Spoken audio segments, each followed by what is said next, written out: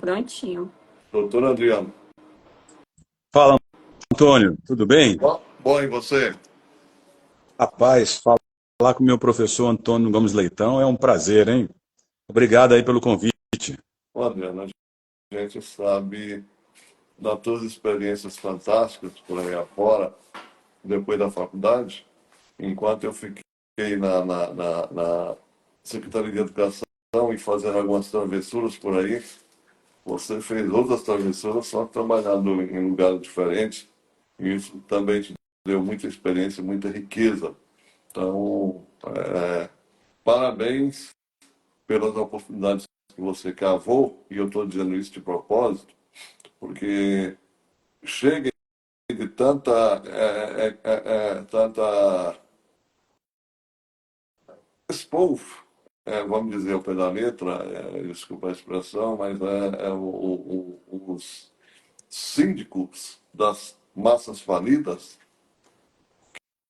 que se deitam para eles passarem por cima quando deveriam reagir e nem votar neles. Pelo menos isso.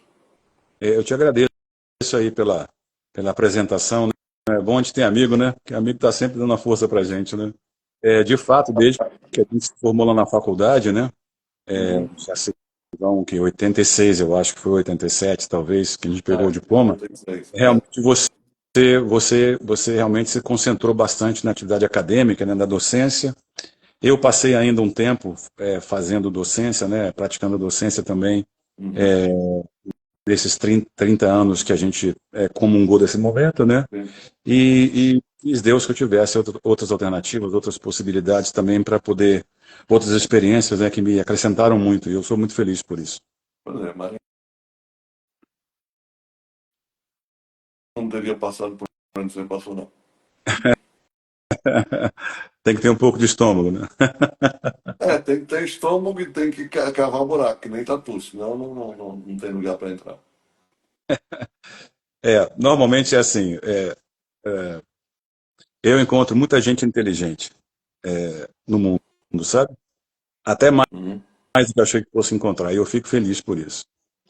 Uma das características das pessoas inteligentes que eu conheço são pessoas inteligentes que têm a fala muito tenaz.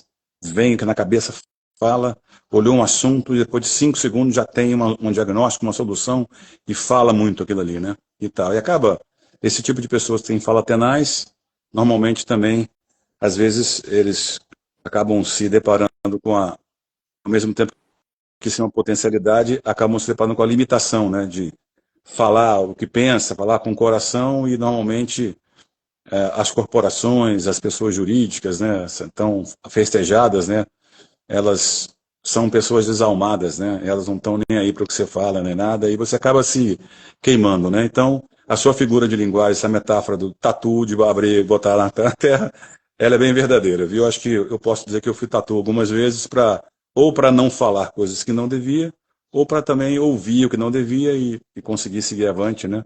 Porque a gente, quando está em posições de mando, de administração, ou mesmo de assessoria de mando, a gente tem que ter muito foco no objetivo, né? Temos um objetivo, temos uma missão e um entendimento de que aquela política é a melhor política para tentar fazê-la acontecer, né? Se a gente, de repente, ficar no meio do caminho discutindo, a gente vê a carruagem passar e ficamos com os cães, né? Latindo, ao invés de entrar na carruagem e seguir a história, né?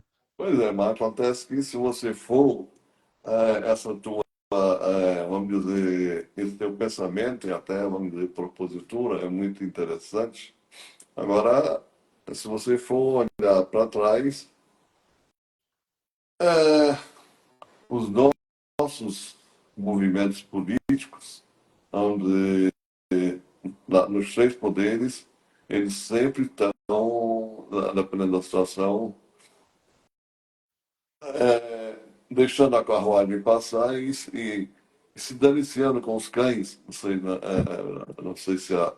Porque os cães, como eu já te falei, eles são a massa falida e, não no seu caso, mas no caso de muita gente, fica sendo síndico e até cínico dessas massas falidas. Você mencionou uma dimensão aí que é o nosso grande desafio, né? O maior desafio enquanto humanidade, né? Que é a dimensão política, né? Sim.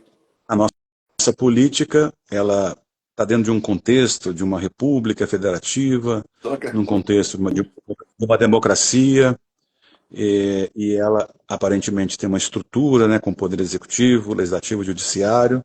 A democracia é um regime de instituições. Ela não é pode até ser um regime do povo, pelo povo, para o povo no final, mas não é, mas ela é primeiramente exercida e tocada pelas desculpa, mas não instituições. é, desculpa, E mas pelo menos no Brasil não é mesmo. não, em tese, estruturalmente é. Funcionalmente tem muita coisa para melhorar, né? Eu diria assim, né? Então, quando você olha o que a gente tem hoje aqui, vou dar um exemplo. Os Estados Unidos está nessa fase agora de tarifaço lá, né? No mundo todo. É, Tarifaço, entre outras coisas, que eu acho que o presidente Trump sabe, mas parece que finge. Não sei se ele finge não saber. É quase impossível pensar que ele não sabe disso, né? Se ele tarifa qualquer país que exporta para ele 20%, não é o país que exporta que vai pagar 20%. Naturalmente, o país que exporta vai pagar 20%. Mas vai colocar na fatura do importador americano para o importador americano pagar aquela fatura. Olha, eu te vendi a 100, estou te vendendo agora a 120. Eu paguei 20 em fatura aqui, estou te passando 120 porque 20 tem que voltar para mim. E esse importador americano vai passar para o seu cidadão estadunidense, considerando 120, não o 100, né? uhum. Por que eu digo isso? Porque esse tipo de, de medida, né, esse tipo de atitude, ele vai ter consequências aqui no país. E, assim, o enfrentamento disso é bastante desafiador, né? Uhum. É isso. Adriano, você me lembrou um negócio aqui do velho Luiz Gonzaga.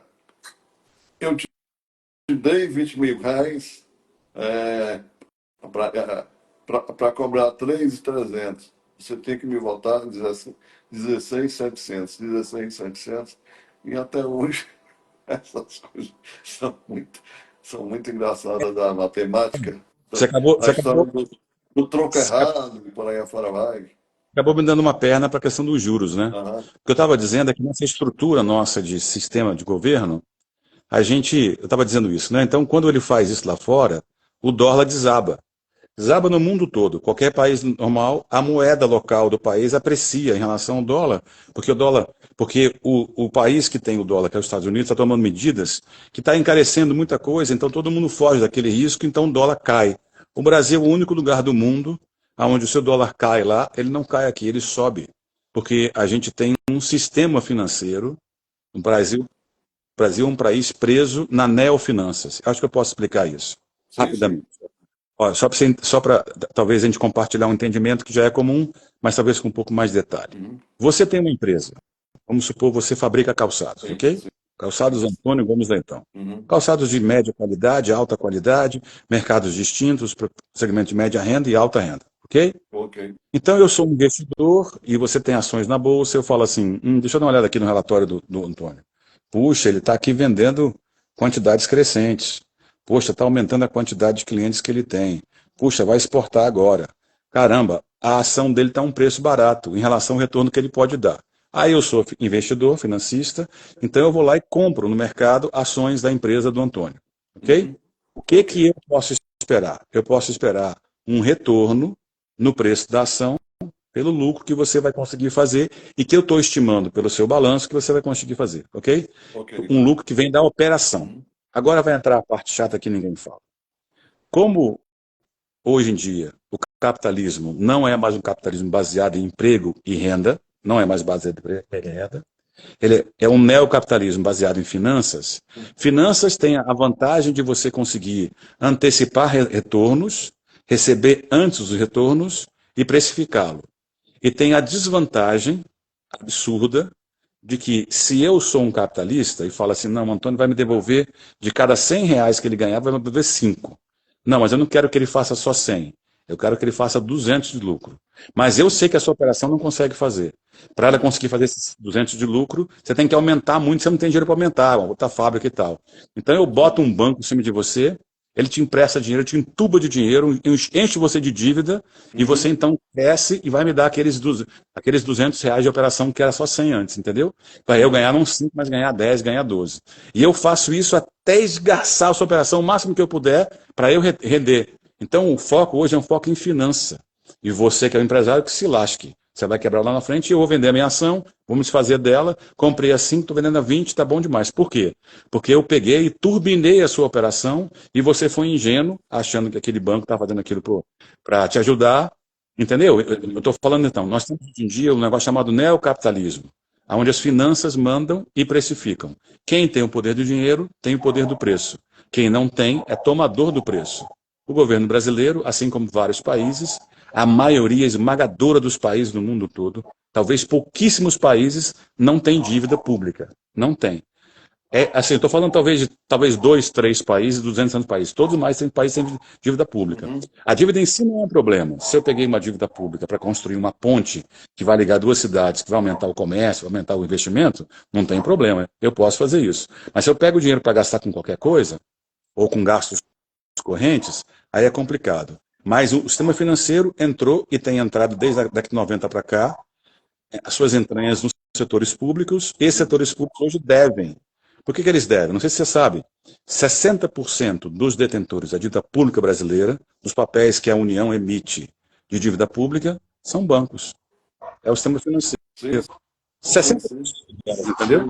Então, se a gente não mudar isso, a gente não mudar essa precificação e não mudar essa dependência financista, a gente tem uma democracia, um sistema muito antifuncional. Uhum. Essa é uma razão estrutural.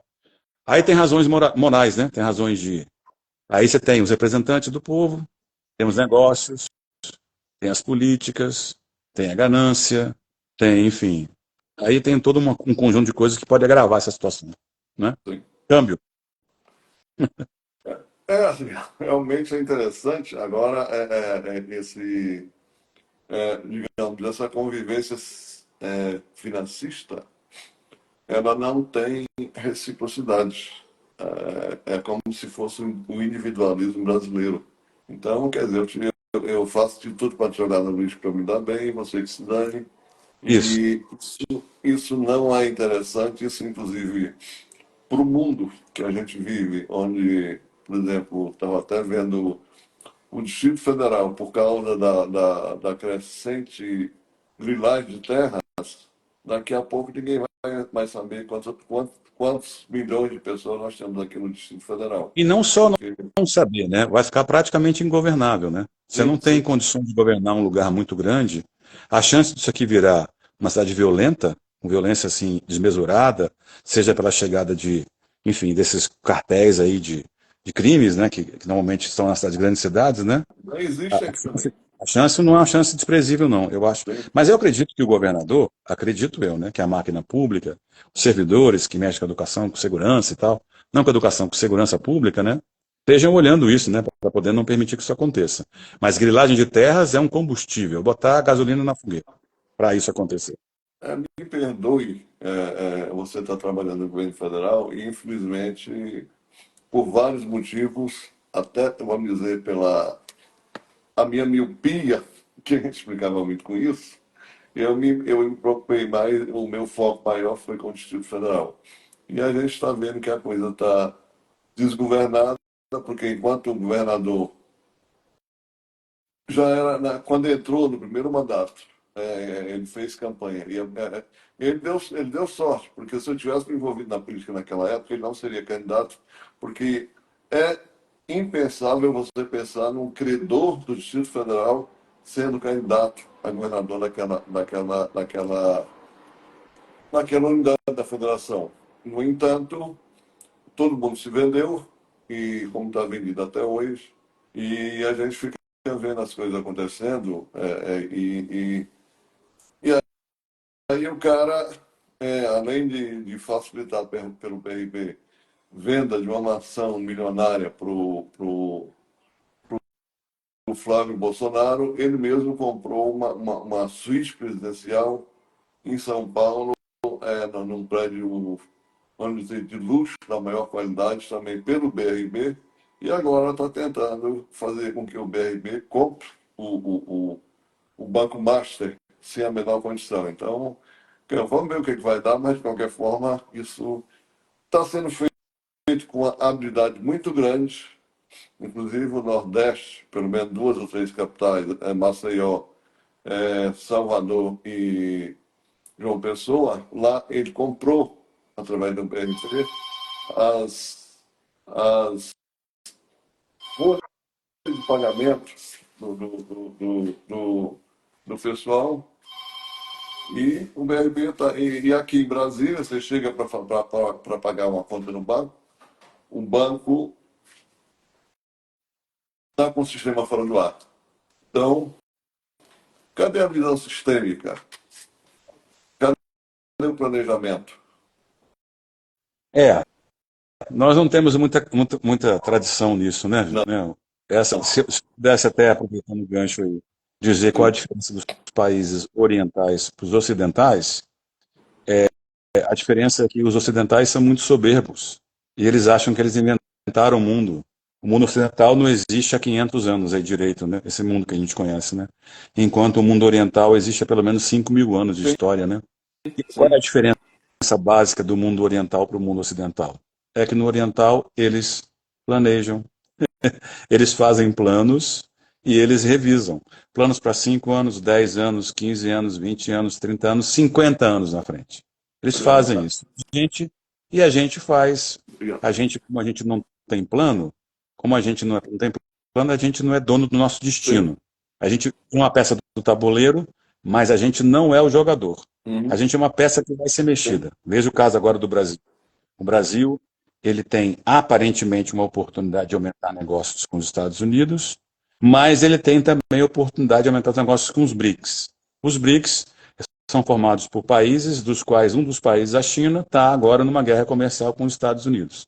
Então, se o Brasil souber aproveitar essa cauda de cometa, cometa passa aqui de 80 anos, 200, Sim. 200 anos. Apareceu a Sim. oportunidade, né? Ele Uhum. poder virar de novo uma maquiladora, uma economia maquiladora, que é receber fábricas aqui para produzir aqui, manufaturar aqui e daqui reexportar, e depois adquirir daqui, talvez, com muito esforço de educação, investimento em tecnologia, conseguir no futuro também ter a sua própria tecnologia, seu próprio carro, qualquer coisa, poder exportar suas próprias marcas, né? Enquanto isso não acontece, repara, a gente tem essa grande chance aí e, e eu espero que eles escolham corretamente, né? Para mim, o Uhum. rumo é a Ásia. Esse é o rumo. O século XXI é da Ásia. O emprego, a produção e, por consequência, a renda do mundo hoje está na Ásia. Uhum. Ah, eu comprei uma bolsa da Gucci lá em Paris, paguei US$ 30.000. Sim. A Gucci pagou nessa bolsa lá na China US$ 500 e Uhum. vendeu por US$ 30.000. Uhum. E se você comprar essa mesma bolsa na China de US$ 500, de US$ 30.000 na França ou nos Estados Unidos, essa bolsa custa US$ 1.200. Eles ficaram por 500 o custo e venderam por 1.200 para você. E se você comprar fora, porque o cara botou a marca da Gucci lá, você paga esse 50, 60, 50 vezes mais o preço, né? Viu, Adriano? Você tem razão, e, mas tem uma questão também muito interessante, que o mundo lá da Ásia, ele não é tão, vamos dizer, dependente de, de diversões, futebol. A própria política acaba tendo torcidas e, e, e além disso, é como se a religiosidade também, de alguma forma, não tivesse tanto compromisso com a profundidade que deve ser exercido, inclusive, em prol do povo. Eu estou vendo agora, por exemplo, a Globo está passando uma, uma, uma série onde está se falando de um aumento de setor de determinadas igrejas, e, e a gente está vendo que, na prática, o povo não só está sendo iludido. É, onde é aquela história do Deus, aquela coisa, ninguém assume nada. Tudo ou foi Deus quem quis, ou foi Deus quem quis, ou é culpa de Deus. E aí o pessoal se inspira muito nos salvadores da pátria. Só um pouquinho, não, rapidão. Esse, salvadores da pátria. Quer dizer, nós precisamos urgentemente fazer com que as pessoas aprendam a assumir os seus próprios compromissos, até para poder, quando der um voto a alguém, saber cobrar depois daquele indivíduo o, na prática o preço desse voto. Não é como o cara lá, o Elon Musk que está fazendo com os votos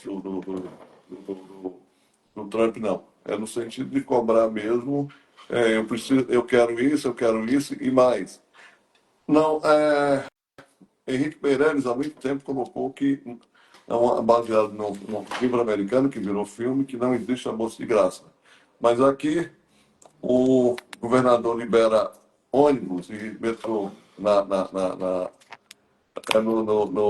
vamos dizer, para que o povo supostamente não pague nada, até porque nós já pagamos, na medida que ele fez negociações horrorosas com essas empresas, e é doido para privatizar o metrô. A filosofia é vai vai de graça. Aí eu brinco, vai desgraça, vai. Quer dizer, o cara ele odeia Sim, pobre, então automaticamente vem essa. assim, você fez comentários que deu duas voltas no mundo, né? Você falou de diversas coisas até chegar aqui, né? Não sei nem como é que eu comento isso. Deixa eu tentar ver se a gente consegue partilhar um pouquinho isso aí da próxima vez que Fique à você falar. vontade. Vamos Desculpa. ficar um assunto menos extenso, né? Religião Sim. e política. Essa é uma combinação explosiva, né? Dizem que a gente não deve discutir, né, sobre política nem religião, né? Se você não discutir política, religião e futebol, você vai discutir o quê? Então, deixa eu tentar talvez colocar assim. Eu não sou nenhum especialista em religiosidade asiática. O que pouco eu sei é que eles são um povo mais homogêneo com relação a essas tradições religiosas, né? Isso aí. Eles têm base confucionista, base taoísta, há uma religião chamada Religião Popular da China, que tem cerca de 400 milhões de seguidores, né? Eles são budistas também, né? Então, basicamente, essas tradições religiosas, elas geram uma homogeneidade maior de pensamento, uma cadeia de valores e princípios mais ou menos parecidos. Por exemplo, respeito aos pais, profundo respeito à ancestralidade, adaptação a mudanças, há tempos bons e tempos ruins, e você precisa saber trabalhar nos dois tempos, né? Há uma tradição de poupança e não de gastos assim, perdulares, né? Eles têm uma série de virtudes, né? Sim, sim, No sim. Brasil, a nossa religiosidade ela é muito marcada pela presença da Igreja Católica, né? Nós temos uma tradição católica cristã, né? Uhum. Que tem sido modificada desde o século XX, né? Com o surgimento aí, com o advento das igrejas chamadas evangélicas e protestantes, né? E neopentecostais, que Uhum. hoje já respondem aí por cerca de, imagino eu, uns 100 milhões de brasileiros, né? Então Sim. já é um número bastante expressivo. E e existe, assim, dentro das religiões, um entendimento, uma compreensão com relação à participação da religião dentro do Estado. Parte desses pensamentos divergentes que há e plurais que existem nas religiões partem de uma premissa bíblica, que, uma premissa bíblica que era condicional, era uma premissa que tinha condições para acontecer, condições de tempo e condições de observância. Se você for lá no livro do Pentateuco, que eles chamam de Torá, né, chamado de lei, que é o livro que conta a história dos primeiros patriarcas e profetas, lá você vai encontrar Moisés, no seu terceiro discurso, um pouquinho antes da nação Israel, já liberta da escravidão do Egito, Uhum. tomar posse da Canaã terrestre aqui, ele no capítulo 28 do livro de Deuteronômio, ele, Uhum. ele pronuncia 15 bênçãos que o povo teria se fossem fiéis a Deus e andassem nos caminhos que Deus havia prefigurado. 15 bênçãos. E tem mais de 30 maldições se eles não andassem. E uma das maldições é que se eles não fossem fiéis a Deus, eles seriam dispersos do mundo. E não haveria mais nação de Israel, não haveria mais nação de Israel do jeito que Deus havia pensado. Então havia condições de observação, de obediência, de fidelidade, condições essas que não aconteceram na época, né? Então, por causa desse entendimento equivocado, que essa promessa é uma promessa atemporal, há religiões que entendem que tem que entrar muito na política, que elas devem influenciar a política e colocar Uhum. na política pessoas religiosas. E Sim, isso tem as suas potencialidades, mas tem suas limitações, né? E sim, tem mostrado mais limitações do que potencialidades, né? sim, sim. Então eu diria assim, para terminar esse bloco de religiosidade, se compara a religiosidade oriental com a ocidental, a religião ocidental, ela acaba sendo mais ingênua, né? Tem alguém que pode atender esse telefone aí? Quantas pessoas, Guilherme? Parar de ligar que eu estou trabalhando. Então, Também faz a isso. gente tira o telefone do gancho, eu não ligo Até mais. porque eu estou pedindo para a Stephanie pegar, atender e É, desligar. a Stephanie tirar o telefone do gancho aí, que a gente consegue conversar. Acho que isso vai melhorar um pouco. Então, Deu uma dito lição. assim, agora, e uma segunda coisa que eu quero falar sobre política e religião no Brasil e na América Latina. Mais no Brasil, tá? Que é a parte que a gente conhece. Você está vendo Gente que tá- fala, tá vendo? tem gente que fala assim, eu me simpatizo com a esquerda. Outros falam, eu simpatizo com a direita. Aí é interessante que normalmente as pessoas não sabem o que é esquerda e nem sabem o que é direita. Eu vou tentar talvez colocar uma posição aqui para a reflexão de todos, enfim, para que a gente possa pensar e construir junto um raciocínio e cada um opta pelo que quiser, né? A esquerda, é, normalmente, ela é um pensamento de desenvolvimento econômico e social conservador. O que significa isso? Eu, que tenho um pensamento, uma ideologia de esquerda, entendo que o desenvolvimento justo, com justiça social, com, com justiça social, com, com igualdade, né, etc., ela depende do Estado também, do setor público. Uhum. Não é só o mercado que consegue fazer isso. Então, na minha maneira de enxergar desenvolvimento econômico, social-econômico, num pequeno prazo, médio prazo, longo prazo, a gente tem que ter o Estado também. A direita fala assim, não, Estado só onde precisa. Como se houvesse local onde precisa do Estado, né? Quando as coisas quebram tudo errado, o Estado é que vem socorrer, né? Prejuízos das empresas são socializados e os prejuízos para a nação não são, né? Então eles falam meio assim, não, quem tem que fazer e impulsionar o desenvolvimento econômico e social, essa macroagenda, é o mercado. Portanto, nós somos liberais, não somos conservadores. Essa é uma primeira fronteira entre esquerda e direita. A segunda fronteira é, de uns tempos para cá, outras agendas, que eu chamo de microagendas, entraram nesse contexto da política, da discussão Sim. política. Agenda dos direitos, agendas dos valores, né? Aí envolve, por exemplo, minorias. O que fala a esquerda? A esquerda fala assim, não, democracia é um regime do povo, pelo povo, para o povo, então a democracia deve abarcar todo mundo, as maiorias e as minorias. Então não existe essa coisa de maiorias terem direito e minorias não. Todos têm direito e acesso a ter Sim, direitos. Isso sim, eles sim, falam. sim. Portanto, a esquerda, que é conservadora na macroagenda do desenvolvimento, ela é liberal na microagenda dos costumes. Uhum. A direita, que é conservadora, fala assim, não, eu sou liberal no desenvolvimento, na macroagenda, mas na microagenda não tem esse negócio de minoria, não. A direita prefigura que a maioria tem direitos. A esquerda, a minoria não tem direito, entendeu?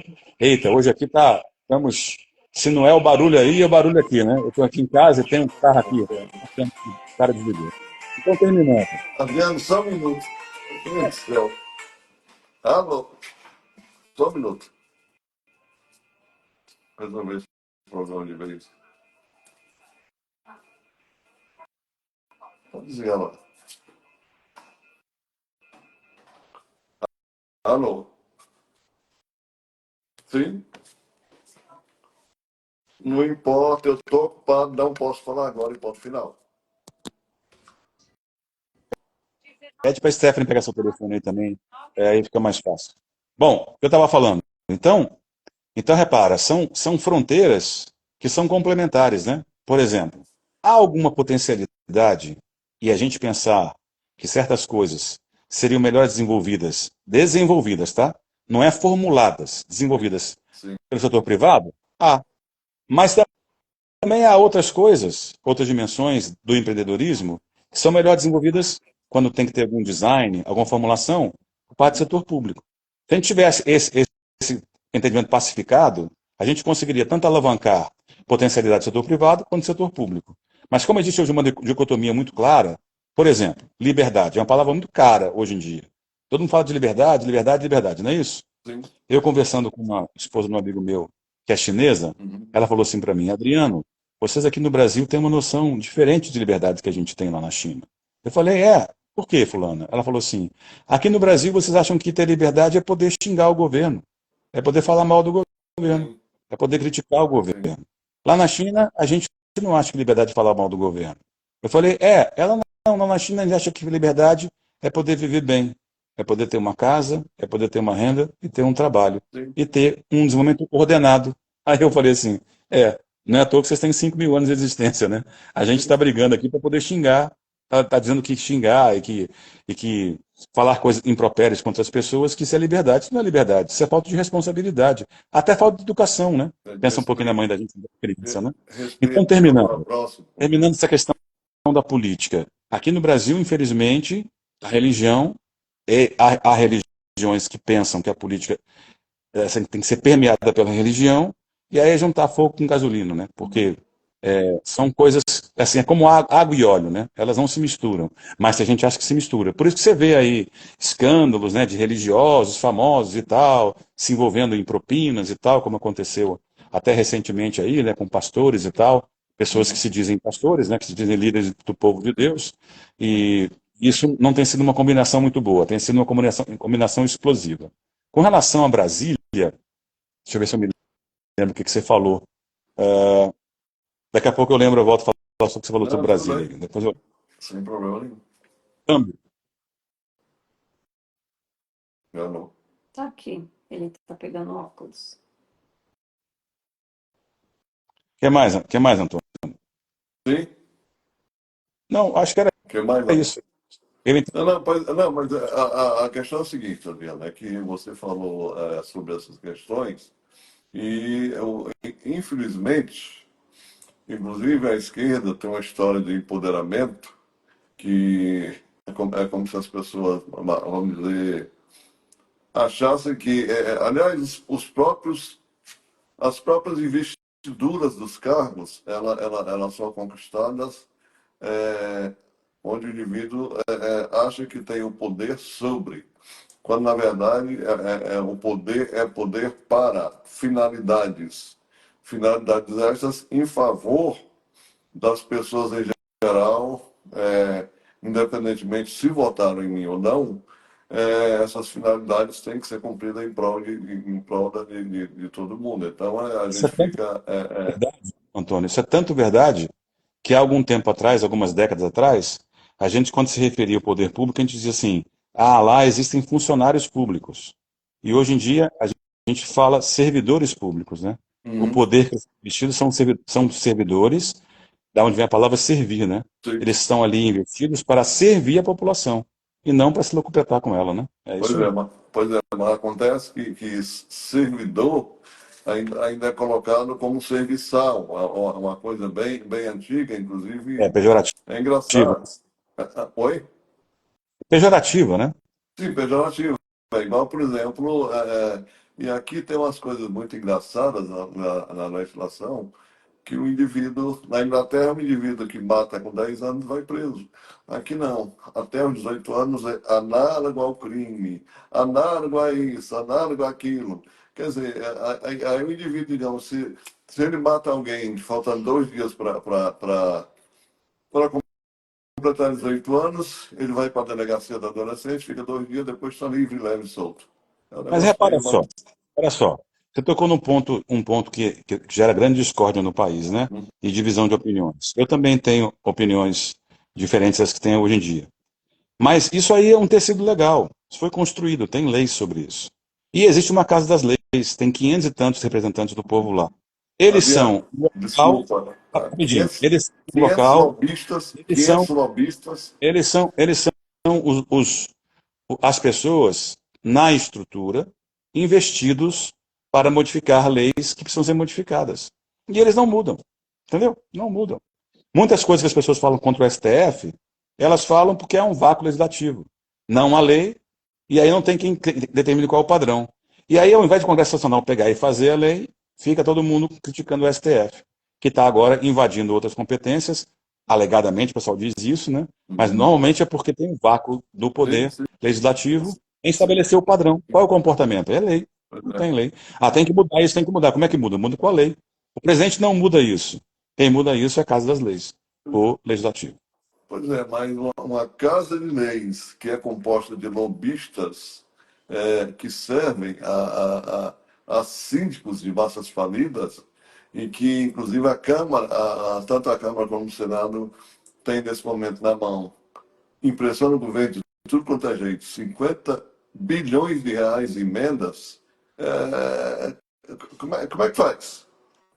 É, quando os Estados Unidos aprovaram, lá nos idos dos 1800, a 14ª emenda da Constituição, essa 14ª emenda ela veio a reboque de uma emenda anterior que dizia assim, que as pessoas não poderiam perder a vida, elas tinham direito à vida, o direito à propriedade e o direito ao trabalho, e que qualquer retirada desses direitos só poderia ser feito sob um processo legal correspondente. É isso que ela dizia. A 14ª emenda ela veio para fazer isso e estender esses direitos para os negros, a população negra dos Estados Unidos, que ninguém poderia perder a vida ou ninguém poderia perder a sua propriedade, o seu trabalho, sem que houvesse um processo legal pertinente que pudesse provar que havia sofrido alguma coisa, algum delito, que merecesse algum tipo de pena. Então, nessa época, estava aparecendo o capitalismo nos Estados Unidos, em função da Revolução Industrial, e os advogados não tinham muito espaço para trabalhar, os advogados corporativos, tá? Em favor das empresas. Então, o que eles fizeram? Fizeram isso aqui. Foram à Corte Suprema e disseram assim, olha, a gente aqui tem uma 14ª emenda agora que diz o seguinte, ninguém pode perder a propriedade, nem o emprego, nem pode perder também a vida, se não houver um processo legal pertinente. Então, repara aqui agora, o que eles fizeram? Os proprietários das empresas vendiam 2, 3% do valor das empresas em ações para os empregados, cada empregado tinha talvez 1% da empresa, todos os empregados, eles assinavam lá como donos da empresa. Eles diziam, aqui a gente tem um conjunto de pessoas, que elas estão nessa empresa. Então, essa empresa não pode ser uma empresa, tem que ser uma pessoa jurídica. O que é uma pessoa jurídica? É uma pessoa. Os direitos das pessoas naturais é da jurídica. E aí, no fundo, deturpações à parte, as empresas passaram a ter os direitos da 14ª emenda e as pessoas, objetos daquela emenda, tiveram cada vez mais seus direitos diminuídos. No Brasil, acontece uma coisa parecida. As empresas elegem seus representantes. Assim como o povo elege seus representantes pela base, né, as pessoas, talvez, que trabalham em entidades representativas, em sindicatos, em federações e tal, em que o povo elege aquela pessoa com uma agenda de poder trabalhar direitos, enfim, a agenda de pessoa física, há também a agenda de pessoa jurídica. E, infelizmente, com essa dicotomia de que cada um fica puxando para o seu lado e o representante está lá, ele, quando foi eleito, ele fez promessas que ia atuar numa certa direção, que ele não fala, né, que ele não fala que vai fazer, não fala, ele entra lá e vai atuar daquela maneira. Então, a democracia ela tem tanto essa oportunidade da votação, de você escolher o seu representante, como tem também o dever da vigilância e da cobrança. Mas quem no Brasil hoje vigia e cobra os políticos? Todo mundo vota, mas ninguém vigia e ninguém cobra. Então, E eles também, não, por sua vez, não cobram o governo federal porque estão escravos das emendas. as emendas realmente foi uma invenção, dizem, né, que foi uma invenção do Bolsonaro, há correntes que dizem que ele fez isso para poder ter pacificação com o Congresso Nacional e não sofrer impeachment, né? Essa era que é uma corrente que corre. Eu não sei se é uma outra corrente que explica isso, mas de fato o orçamento secreto, ele só por ser secreto, né? Deixa de ser impessoal, deixa de ser transparente, deixa de ser, enfim, um conjunto de requerimentos que a política pública tem que ter, né? Então, não, o interessante é que eles são aprovados, né? Assim, nessa mesma linha de absurdos, né, de coisas surreais, essa questão da anistia agora, né? Acho que você quer falar sobre isso em algum momento. Sim. Mas eu vou pegar o seu vizinho, ele vai entrar na sua casa, sob meu mando, e ele vai destruir a sua casa. Vai quebrar tudo que é móvel, parede, vai quebrar portão, vai quebrar tudo. E no final, quando ele for para ser julgado pela coisa que ele fez errado e ser condenado, eu vou chegar para você e vou dizer assim, não, Antônio, você tem que perdoar o cara. Aí você diz assim, mas você quer inclusive que ele tome meu lugar aqui da casa, que ele vive dono da casa. Aí eu dizer, não, você tem que perdoar o cara. Isso é a mesma coisa que anistia. Isso é uma coisa imoral. Assim como isso é imoral, eu diria até amoral. É uma coisa que não tem moral. É uma coisa além da moralidade. É uma coisa absolutamente surreal que as pessoas que estão fazendo isso lá. Por quê? Porque elas têm interesses próprios e não são interesses pelo país. E não são pelo país também porque os países orientais têm plano, e quando eles têm plano, eles pensam no coletivo, pensam no país. Quando o país não tem plano, a gente tenta trazer para a dimensão individual problemas coletivos sociais, problemas coletivos tratados na dimensão individual. O que é um motorista de aplicativo? Ele acha que ele é um empresário. Ele é um cara que foi contratado por uma empresa para ganhar dinheiro com ele. E ele entrega mão de obra barata, entendeu? Esse é o ethos do capitalismo, né? Tentar endereçar e resolver problemas sociais coletivos na dimensão individual. E as pessoas caem nessa. Caem por quê? Sei lá. Eu tenho tanta coisa para falar, não posso. Tem coisas que a gente não pode falar, né? Tem coisas que fica para cada um pensar. Por... É muito engraçado. Isso me lembra também essa história de não pagar imposto, não pagar imposto, é, até tanto salário, até tantos mil. Mas, na verdade, você colocou aqui no início um negócio muito engraçado. Os compradores de papéis não pagam impostos. E aí vem os petistas e falam que quando a gente questiona determinados critérios da Bolsa Família. Ah, mas existe a Bolsa Banqueiro. Muito pelo contrário. Os bancos são donos do país, é diferente. E agora, enquanto isso, as pessoas são, é, vamos dizer, vítimas de injustiças sociais, mas também falta-lhes vontade de fazer o que eu fiz, por exemplo, que muita gente diz que é exceção. Nasci no interior do Ceará, lá em Santa Quitéria, cego. Fiquei na Barra da Saia da minha mãe até os 12, 13 anos. Fiquei 4 anos numa escola que o pessoal fala que é escola que é preconceituosa, porque só obrigavam cegos. E quando na verdade foi o tempo que eu mais aprendi. Depois que eu vim, que eu no ensino, até o ensino médio, depois no objetivo, que encontrei você e outras pessoas, e a gente foi caminhando. E aí, quando chegou no governo, quer dizer, o velho Antônio Seabra me arruma uma chance no compacto. Eu vou, dou aula durante 2 anos, aí depois passo na Secretaria de Educação, dou aula até 2 anos e meio, aí a desculpa do pessoal para não me deixar dar aula na rede regular de ensino foi me levar para assessoria. E eu acabei me dando bem, de alguma forma, porque foi invalidez compensadora que me fez trabalhar, dar assistência, inclusive a educação especial, aquela coisa toda, mas na hora de me aposentar, foi justamente uma ex-aluna do Compacto que acompanhou a minha aposentadoria de cabo a rabo para que eu tivesse uma aposentadoria decente, quando muita gente não tem, porque na minha época, quando eu estava já no final do processo, apareceram 2 professores readaptados, faltando um ano para se aposentar, que a direção das escolas não gostavam deles, e eles foram aposentados por invalidez, elas foram aposentadas por invalidez com um salário mais baixo. Então, são coisas que a gente fica pensando, é, Assim, defeitos da lei, defeitos nós, das leis. nós somos seres humanos, né, cara? Onde tem ser humano tem imperfeição, né? Isso é uma execução imperfeita, né? Com relação à carga tributária que você falou no começo, eu vou chegar em você já. Se Uhum. você comparar a carga tributária brasileira com a carga tributária de vários países do mundo, nós somos talvez a nona economia do mundo e a 24ª economia que mais cobra impostos no país. Tem muita gente comprando imposto. Tem agora a reforma tributária que está acontecendo. Ela acontece com muito vagar e muita dificuldade. A gente tem trabalhado nisso também lá, para poder ajudar na parte do mundo das empresas, né?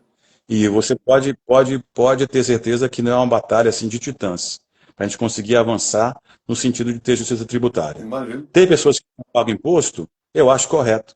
todo país do mundo, as pessoas das faixas mais baixas de renda não pagam imposto. Isso está correto no meu entendimento. Com relação à sua história é uma história de campeão, né, cara? Uma história de vencedor.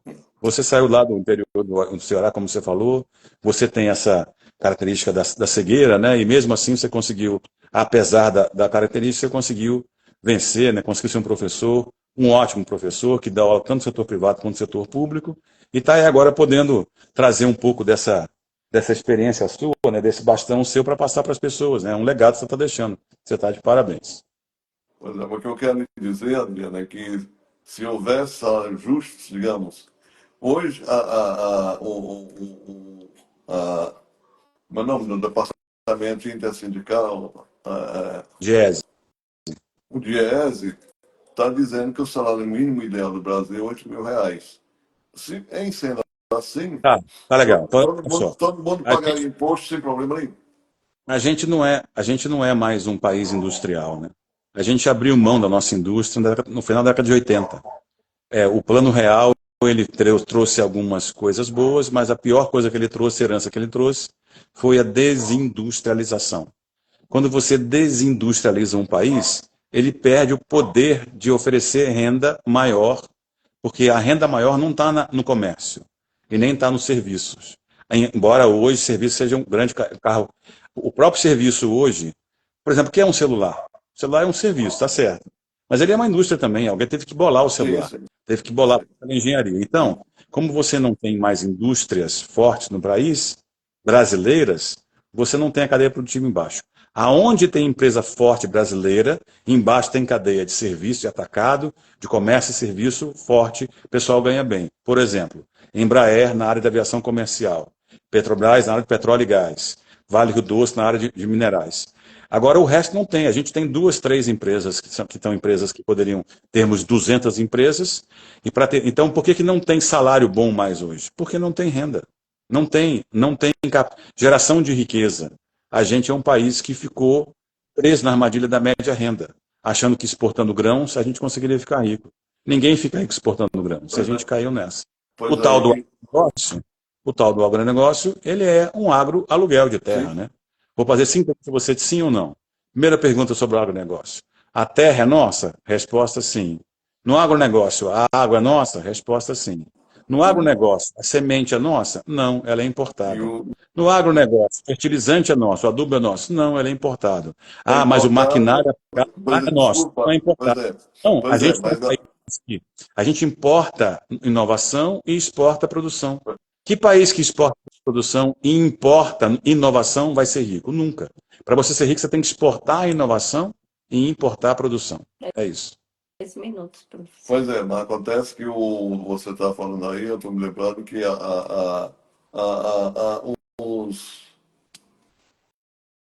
esse material que eles importam também para fazer com que a terra produza mais, para ter mais produtos, para inclusive devolverem em forma de exportação. Como é que é o nome, Danilo? Você vai lembrar mais do que eu. Como é que as pesticidas. O Brasil é o maior, vamos dizer, usuário de pesticidas do mundo. E aí, quer dizer, isso faz bem a quem? Isso acaba, além de acabar com a vida do povo, acaba com o meio ambiente. Eu escutei essa história já de alguns especialistas, assim, alegados especialistas dessa área, né? Isso tudo também é política, né? Isso é lei, né? A lei tinha que também barrar alguma coisa, né? A substância que não pode na Europa pode aqui. A mesma empresa que fabrica a substância não vende na Europa, vende aqui, porque aqui pode vender. Enfim, essa é uma coisa que a Casa das Leis tem que resolver, né? Nós temos um Congresso bastante ocupado com interesses, assim, difusos, né? Interesses diversos e que muitas vezes não correspondem às necessidades que a gente tem do povo. Mas especialmente também porque a gente não tem direção. Quem não tem plano, não tem direção. Se eu não sei aonde eu estou, nem para onde eu vou, qualquer caminho serve. Sim. E eu vou fazendo um monte de coisas de contexto, eu estou preocupado com o contexto, não preocupado com a estrutura. Sim. Então eu nunca estruturo nada, eu estou sempre apagando incêndio do contexto. E essa é a nossa tradição, infelizmente, até que algum dia a gente tenha homens de envergadura, de estatura.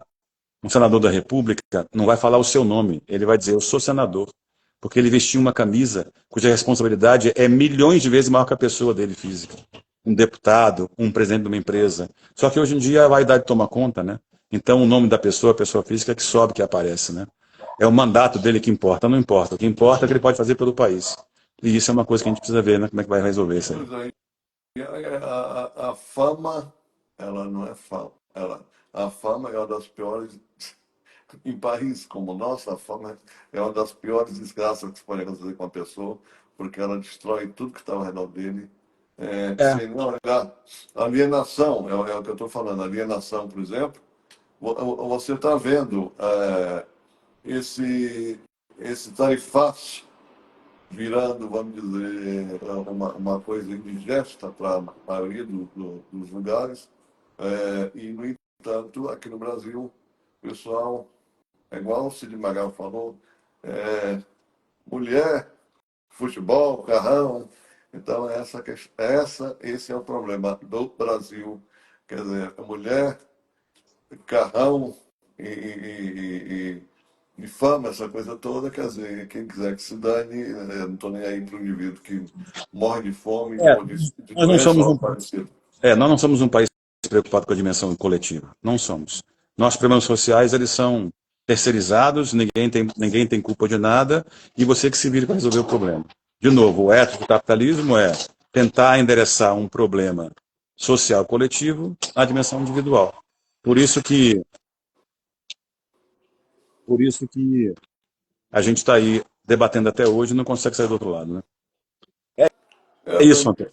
porque na prática, desculpa, porque na prática, por exemplo, Buenos Aires tem muito mais livrarias do que o Brasil inteiro. Aqui, todo mundo quer internetizar tudo. E Não, o teimoso não só não internetizar, né? Virar entendedor de tudo, né? Hoje a gente não tem só 90 milhões, ou 120, ou 200 milhões de técnicos de futebol. A gente tem técnicos de tudo hoje, né? Tem gente que fala desde agronegócio sim, até sim, sim, engenharia sim, avançada. sim, Todo mundo sim, fala e sim. todo mundo sabe tudo, né? Esse é o problema, a sabedoria universal É, com uma consciência coletiva, sem quer dizer, sem conhecimento consciência nenhum. coletiva, É e isso. sem conhecimento nenhum. Sem conhecimento, sem conhecimento. A gente não pode falar que a gente não sabe. Uhum. Eu não posso entrar em assuntos que eu não sei. Por exemplo, saúde. É uma área que eu sou um neófito. O que eu posso opinar sobre saúde? Não posso opinar nada. Eu posso opinar como usuário e eu vou passar uma opinião minha, uma sensação. A opinião, ela é o reino da opinião, Antônio, é o adjetivo. E a gente que veio das letras sabe que adjetivo, ele é um termo acessório, Sim, não é um termo essencial da oração. sim. É um termo acessório. O termo principal da oração para fins dessa conversa é um substantivo.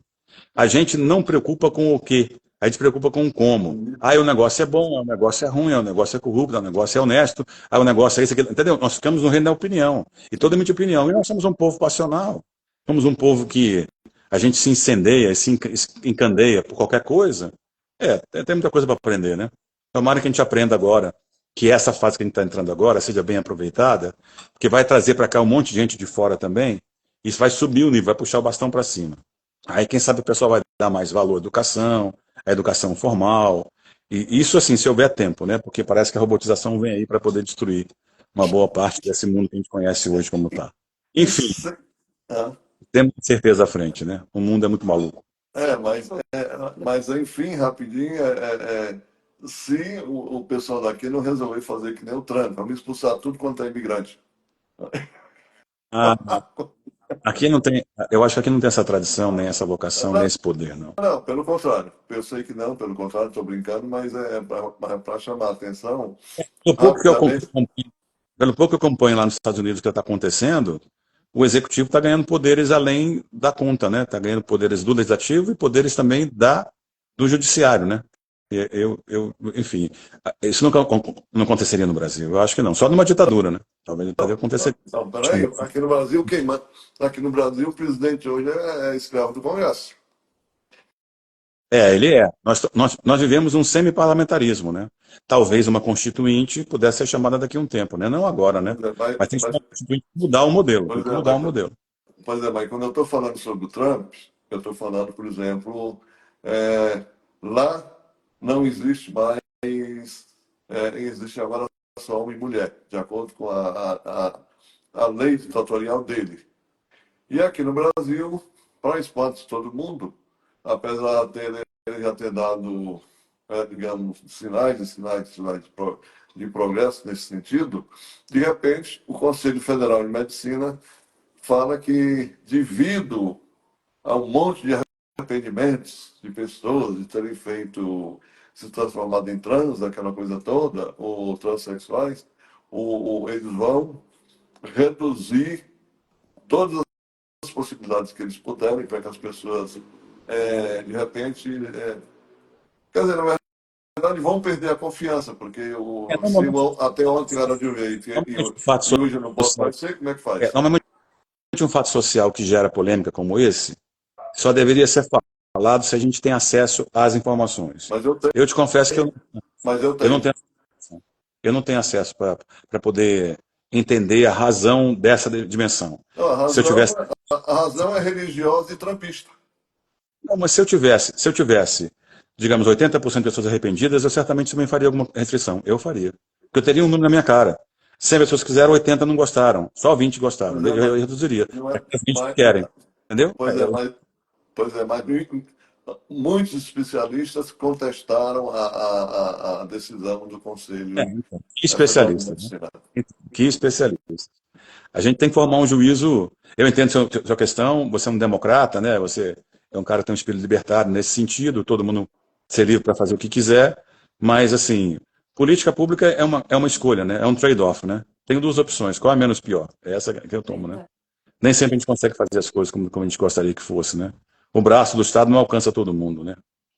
3 minutos. Meu amigo Adriano, eu quero dizer que imensamente me sinto, de novo, mais uma vez, por tantas as vezes que você me ajudou pelo mundo afora, eu me sinto aqui mais uma vez um privilegiado por ter a tua amizade, ter o teu assessoramento e quero dar continuidade a isso porque a gente conversa e, e no final da conversa sempre há aprendizados.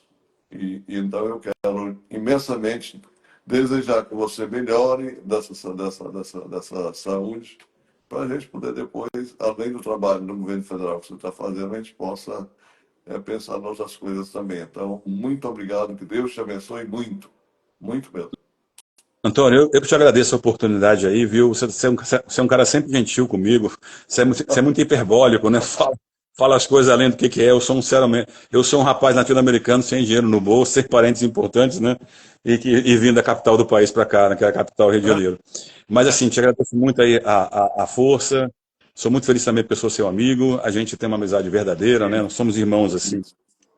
Não somos de sangue, mas somos irmãos pela vida, né? Isso. Deus também te abençoe, te frutifique, que esse teu programa cresça cada vez mais, que você traga novas pessoas e cabeças pensantes que têm a sua contribuição para dar.